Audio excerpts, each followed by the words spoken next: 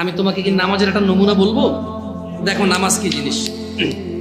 আল্লাহু আকবার বললে, তুমি সানা পড়লে, আউযু বিল্লাহ পড়লে, বিসমিল্লাহ পড়লে, আলহামদুলিল্লাহি রাব্বিল আলামিন মানে সূরা ফাতিহা পড়লে, সঙ্গে যে কোনো একটা সূরা হইলেই হলো, সঙ্গে যে কোনো সূরার বড় একটা আয়াত হইলে হইলো, অথবা ছোট ছোট 3টা আয়াত হলে চলবে। আমি কি তোমাকে ছোট 3টা আয়াত পড়ে শোনাবো?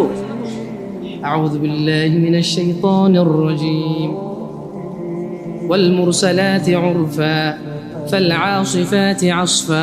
2 আয়াত হয়ে গেছে। আল্লাহু আকবার। এরকম ছোট্ট 3টা আয়াত পড়লেই হলো। কুল হুয়াল্লাহু আহাদ আল্লাহুস সামাদ লাম ইয়ালিদ ওয়া লাম ইউলাদ ওয়া লাম ইয়াকুল লাহু কুফুয়ান আহাদ। তো জামশেদ ভাই, নামাজ সহজ কিভাবে? আমি তো শুধু আলহামদুলিল্লাহ সূরা পারি আর কুল হুল্লাহ পারি, আর কিছু এখন পারি না।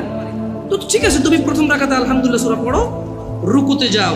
আচ্ছা, প্রথম রাকাতের রুকুতে সুবহান রাব্বিয়াল আযীম, সুবহান রাব্বিয়াল আযীম, সুবহান রাব্বিয়াল আযীম। দ্বিতীয় রাকাতের রুকুতে কি অন্য কিছু? সেম।